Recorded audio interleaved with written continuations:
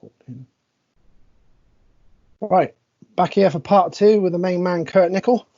Next question we got. This is from Vaughan Williams, who helps me out with the group. He was a former BSMA champion as well. Right. You were runner-up in the World Championship no less than 4 times. Although this is an incredible feat on its own, what do you feel you should have done differently to become world champion? I don't know if I can pinpoint what I should have done differently. I mean, I think I did everything that I could to finish second, and maybe I just didn't have that last little bit. I'm better like winning races as I got older. When I won Supermoto championships over here, and even enduro cross championships and vet championships in motocross over here, I find it a lot easier now because I'm a lot less inhibited. It mattered so much to me back then that sometimes I took the safest route instead of the fastest route. And so, I can remember being in third places in races and thinking, I'm better off, I'll just stay third, I won't make a mistake, and then, I'll still be close in the points and I can, win next week. And I think the greatest champions don't have that mentality.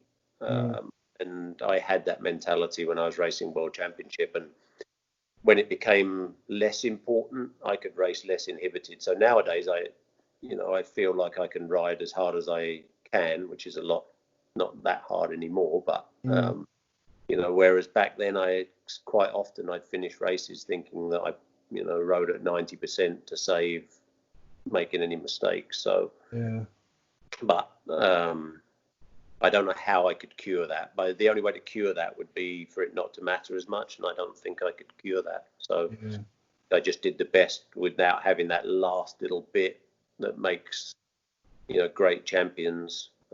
People like Ricky Carmichael, when I watched them ride, they rode at 100% all the time, and even if they didn't need to win, they won. If I didn't need to win, I never won. And so I think it was a mental thing. That I'd like to go back and give it a go, but during the time, that was the best I could do. I think personally myself, when I remember, I think two were especially unlucky for me. Was the one where you come up 2 points short against Joe Bay, obviously with the Hawkstone incident and a couple of things like that. And then the other season, I think you had quite a big lead when you got hurt the year on the KTM. Yeah, that 91, was it? 91, yeah, and that would have been my year. Speed-wise, and I did feel slightly less inhibited at that time because so much faster than everybody else overall. But I made a mistake, and it was a small mistake that turned into a big, with a big outcome, and that was, that can happen. It's motocross racing, and when you make a mistake, you pay the price, especially back then, because a 500 KTM doesn't give you a second chance if you whiskey throttle. Because I just spoke to Paul on his interview, and he mentioned that he was the first rider to come round and see the yellow flag and then see you hurt, and then went back to the pits to report what had happened, and Alec Wright told him off. Said, "What were you doing that for?" And he's like, "He's my mate. I was checking on him." No, I mean, all I did there was there was like it was a Dutch track, and to slow the track up on these fast like fire roads, they just put big bomb holes in there. It was time practice, I think, and as I went in, I cross-rutted a little bit at the bottom and just got a handful of throttle that I didn't want, and it threw me out, and I jumped off. And if I could have stayed straight, then I probably would have been all right. But I couldn't stay straight. I remember it to this day, and I turned in the air, and so when I landed, I came all down on my left leg with all the pressure on there and twisting, and it just snapped my thigh. That was definitely an unfortunate year as well. I thought that would have definitely been your title that year. Right, next one. What is your involvement in Travis Pastrana's Nitro Circus? and how did working with him come about? And have you ever thought about or tried some of these mega ramps and jumps they use? Yeah, I mean, I met Travis and Greg Godfrey, who was the creator of Nitro Circus, and all of those guys when they came over to Austria when I was working in Austria for KTM, and did that Herzberg Rodeo. Oh yeah, right? yeah. And so we kept in touch, and Travis and Greg, when Nitro Circus really expanded in 2009, when they started working in television, then they basically called me and said, we need someone to organise everything, and they'd already seen how I organised everything at KTM. Yeah. And at that time, to be honest, I was burning out of being at KTM, because when I was the team manager at KTM, when I was the head of the race department, a lot of the guys that raced for me then were people that I'd actually raced with, and they were similar in age, if a bit younger. People like Jamie Dobb, and Joel Smets, Peter Johansson, Shane King. All of those guys that raced for me were, similar in age, and I'm still friends with all of those guys, really, but especially with Jamie Dobb and Shane King. We still stay in touch all the time. But then as time went on, especially when I moved to America, then I got older, into my 40s, and then I was working with people like, Josh Hansen and Martin Davalos and Michael Lessie and people like that were half my age or less. And then the connection just disappeared. I mean, still great guys, great riders, and I still keep in touch with all those three guys too, and a lot of the other riders that race for me. But I lost the connection to the riders because of the age gap, and then I didn't feel like I was effective anymore. Yeah. I think I was a very, very good and effective team manager when I first was doing it, but by the end I wasn't, because I was just kind of fed up and burned out. And so when Travis and Greg said they needed somebody, I could see, they had a small team or a tiny team at that time, and I could see their expansion potential. And sure enough, I mean, we took it from a couple of people making small videos into a huge television show, followed by a live show that's gone all over the world since, and everything that's spun off from it. So I mean, it's been an incredible journey, and I'm still there now. I'm not as involved as I was. I mean, I was running everything for a while. Less involved now because we sold the company to in about 2014 or 15. Okay. And so then that was when I set up Champion MX and started to do the motocross vacations, because I didn't fancy working in an office in a bigger company. And so, but it's been a great journey. I did at one time. I mean, I've been down the mega ramp once. I got fed with them all talking about it, so I took one of those 3-wheelers. Once anyone can ride those, they do it themselves. It happens. So I did that once, but then I was going to try and learn how to do a backflip, because they kept whining at me. So the full story is that if you can backflip anything, then you can backflip a full-size dirt bike. I've seen it, but I have never backflipped anything. So I started off just like flipping myself into a swimming pool, and then I went to a foam pit, and on about the third flip I did on a bicycle, I went off to the right on the foam pit and hit my shoulder on the edge of it. So then I jacked it in and said, no.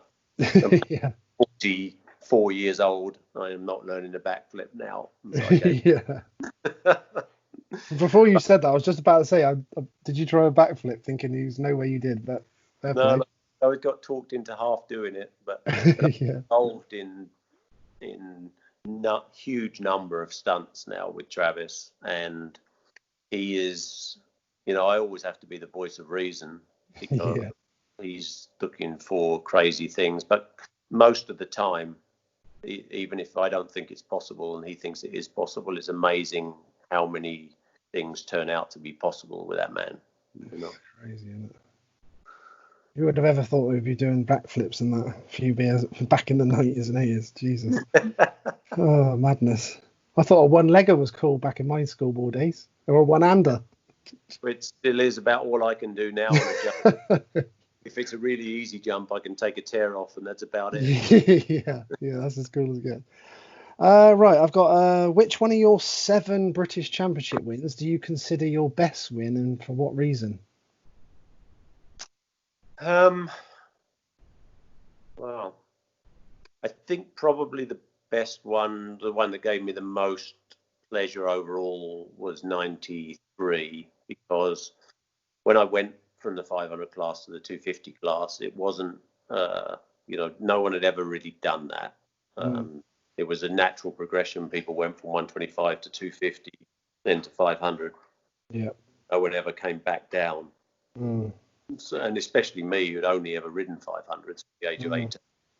Yeah. And so when I decided to do that, took the plunge and went to race for Castrol Honda, and was teamed with Rob Herring, and there was a lot of doubt from a lot of people, and so when I came out swinging at the beginning, and then went on to win that championship, and even won a Grand Prix that year as well. I think that gave me an awful lot of satisfaction. It was a ton of hard work as well to get to ride a 250, having never ridden one before.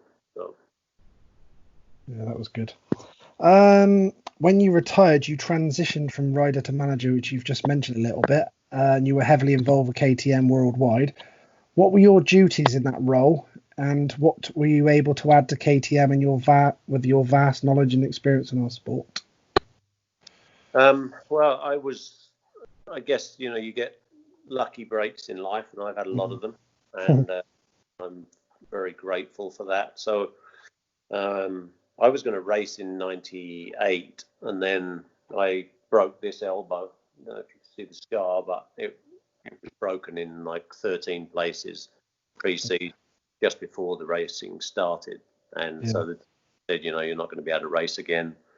And so I had a contract with KTM, and I went to them and said, I'm not going to be able to race. And it was just at the point when they were starting to transition from importers to daughter companies, and they were just setting up KTM UK. And so, they said, well, we'll pay your contract out, if you sort of help us set up KTM UK and figurehead it, which I did for a few months there. And then as my elbow got better, I started going to the races with Shane King, just out, and that was right when teams were just starting with the big semi trucks and everything like that. And so I went to KTM and said we would just come in with a 4-stroke then for the first time. And so I went to KTM and could have proposed a plan, which involved us getting a big trailer and having 2 rides and the new 4-stroke, and so it was just kind of a seamless transition, and they accepted the plan. I did a lot of the development work with that first 4-stroke, including how many times it broke, and it broke a lot back then. But I think I had a lot of experience to bring. I also had sort of a dual role then of being team manager and also test rider. Oh, okay. And I was very organised all the way through my own racing career, and I think I always had the best interests of the rider at heart, because the rider's the most important part of those teams. Yeah. So, I just set up a program where the riders could be successful, and it worked. The title as a team manager that gives me the most pride is definitely Jamie Dobbs, because he lost his way a little bit during the 90s, and when he had those 2 years on the 125 with me at KTM, he just really knuckled down on, we did everything that we could to win that championship, and it was awesome. Yeah, really cool. And then, after that, my role changed at KTM a little bit when I became the head of the racing department overall, and got involved in other disciplines. But I still think I took the same sort of professionalism to all of those disciplines, and we were highly successful. It was a time of huge growth with KTM, and Smets won a world title, and we won lots of other titles and lots of races. Then we started racing in America and won the first title in America as well, 125 with Grant Langston, and it was just a great time. And I think, as I said earlier on, I think I was a very effective team manager and head of the racing department for a while, until I kind of burned out of the role. But it was a good time. Did you actually enjoy that role of being the team manager and sort of influence and things like that? Yeah, absolutely. Yeah. For a number of years. I really enjoyed it. But I wouldn't go back and do it again. It's done. There's no money in the world that would tempt me back to doing it. It was a period of my life, and I enjoyed it, and then I stopped enjoying it and started doing something else. That's cool. That's good. You got the best out of that then. You now run your motocross vacations for people in California. What does a general package involve, and how did the idea to do that come about? And then it also rolls on to say, how do people find out about the MX vacation? And maybe down the line we could get a BSMA Motocross Memories group out there at some point together. Yeah, it'd be great. Why not? The idea really came about for me because my brother Aaron, that we've already talked about, his son Rob, my son David, and a couple of their friends, they started coming out here for a week or 10 days riding, way back sort of 2010, 2011, that sort of time. And they just had it was just a great week, and all they did was rave about it and how great it was to ride here. And and once Nitro Circus had been sold, and I was sort of looking for a new challenge, and I wanted to ride as much as I possibly could myself for the years that I had left of riding. And so I don't know, I just kind of, it came about because of that, because I wanted to ride and I wanted to work out how I could run a business and carry on riding. And I just saw what a great time Aaron and Rob and David and all their friends had. And it's carried on like that. I mean, everyone that comes out here to vacation, they just love the riding. They love the atmosphere.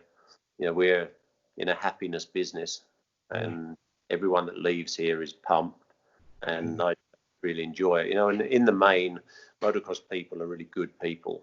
We've had hundreds of people come through here now riding, and I just don't think we've had any unsatisfied people, and I don't think we've had anyone that's given us any trouble. It's just been great all the time, and it's just really cool to see people have a good time and ride on tracks that they can't ride at home.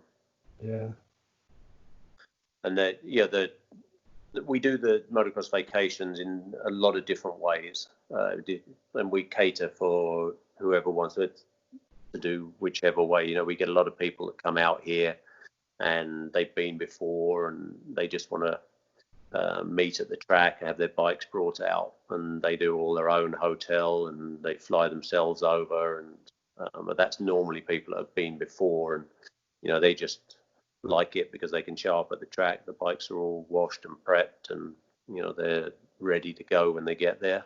But then we also have a lot of people that are coming maybe for the first time, or they just want a full catered holiday, and so those guys we we take it top to bottom, so they book their own air flight, but then we pick them up from the airport, bring them back to their hotel, and then pick them up every morning, take them to the track, take them back to the hotel in the afternoon when we've been riding, and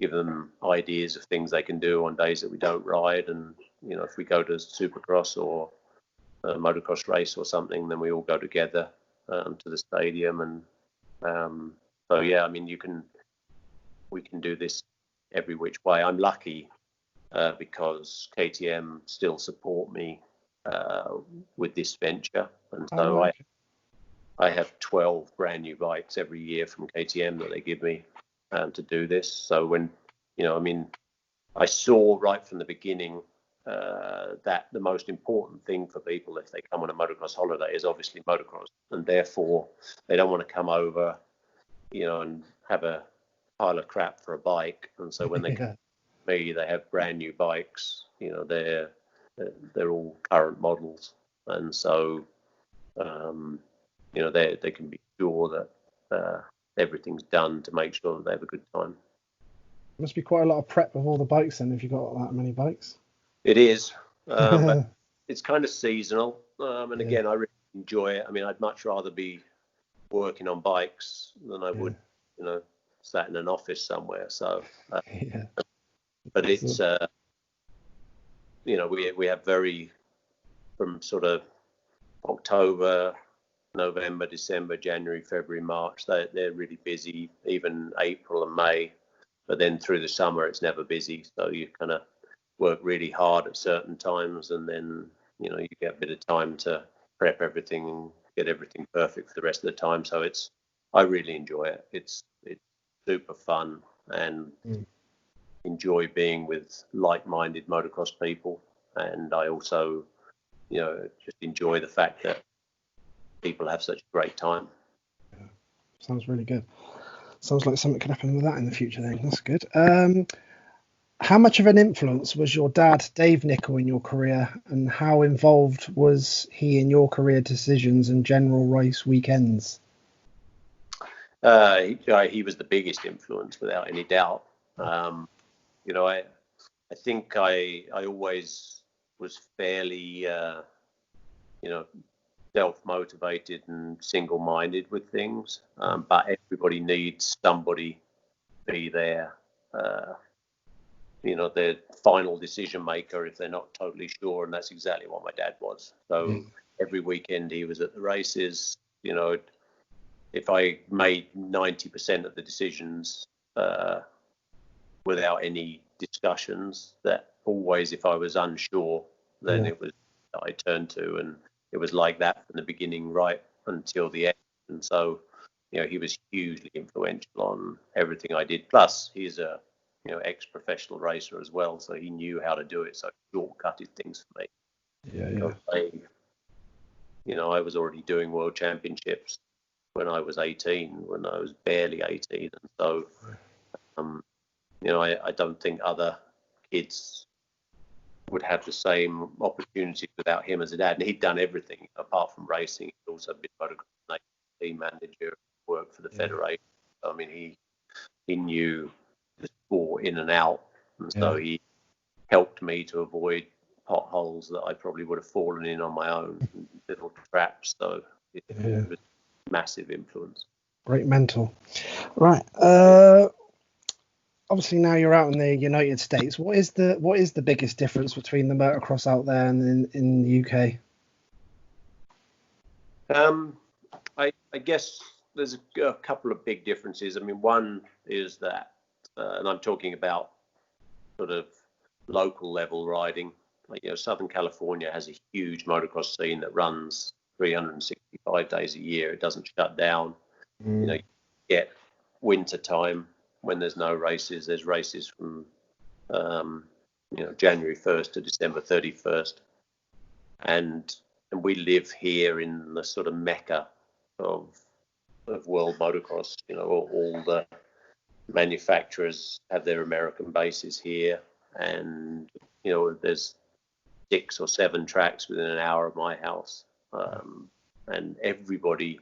It's a the lifestyle here as well. You know, we touched on Ocotillo Wells out in the desert. Well, there's a huge subculture here of people that ride bikes, even if they never race or they barely ever go to the track. So, I mean, if I look around my neighbours here, you know, everyone's got bikes. And so my neighbour has a track in his yard, and I start bikes every single day. I've never had one complaint. We've never had any complaints, and we ride whenever we want with full noise bikes. You know, it's just people accept bikes here. They accept motocross bikes much better than they do at home or anywhere in Europe. Yeah. And I, you know, that just allows me to, you know, participate in something that I love doing.